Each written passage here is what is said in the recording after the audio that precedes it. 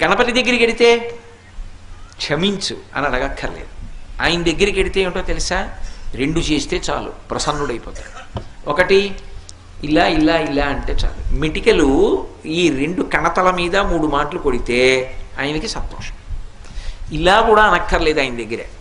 ఇలా కొట్టి ఈ చేతి మీద కుడి చేయి పైకొచ్చేట్టు ఎడం చేయి కిందకు ఉండేటట్టు పెట్టి కుడి చేత్తో ఈ చెవి చివరిని ఎడం చేత్తో ఈ చెవి చివరిని పట్టుకుని 3 మాటలు గుంజీలు తీస్తే ప్రసన్నుడైపోతాడు. ఏమండి మీరు చెప్తున్నారు బాగానే ఉంది, కానీ అంత పరబ్రహ్మం విఘ్నేశ్వరుడు, ఆయనకి ఎందుకండి ఇలాంటివన్నీ, ఇలాంటి పిల్లల చేష్టితాలు అన్నీ చేస్తే ఏమిటండి ఆయనకి ఆ సంతోషం అని అడగచ్చు మీరు. దీని వెనక ఒక మర్మం ఉంది. ఒకప్పుడు అగస్త్య మహర్షి మహానుభావుడు, సామాన్యుడు కాడైన ఆయన ఆ దక్షిణ దేశంలో ద్రవిడ దేశం దగ్గర ఒక పర్వతం మీద కూర్చొని తపస్సు చేస్తున్నాడు.